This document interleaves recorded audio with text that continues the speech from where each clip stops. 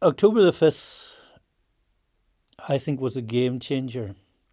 That was the moment when we realised this has changed. And it had changed insofar as the middle class and others decided we can't allow this to happen.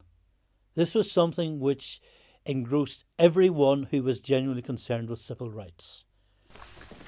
That was the very first time that Derry had got off its knees, and it was met with a wall of brutality.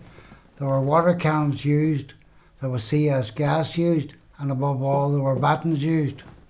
But that was my first introduction to a problem of housing or whatever in Northern Ireland, and I was totally inactive. But that's how I recall so clearly me coming back from that event in Duke Street to my little 2-up, 2-down house with the scullery that was about 10 feet square that had no bathroom. And I said to myself, and these people are saying I'm discriminating against them? What sort of conditions are they in if this is what I'm in? Of course, I then discovered their conditions were very similar to mine. It was the enthusiasm and the zeal with which the RUC set about beating Catholics. That's what it was about.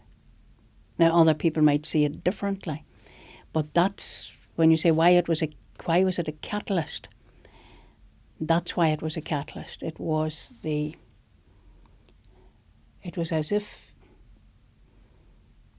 the entire state depended on beating those people back so that they would not come out again. And of course, what happened was that because that happened, the students went back. We were back the next week at university. And of course, people called a meeting. And so the next thing was we would try and get into the centre of Belfast. And people ask, how are people radicalised? It's not rocket science.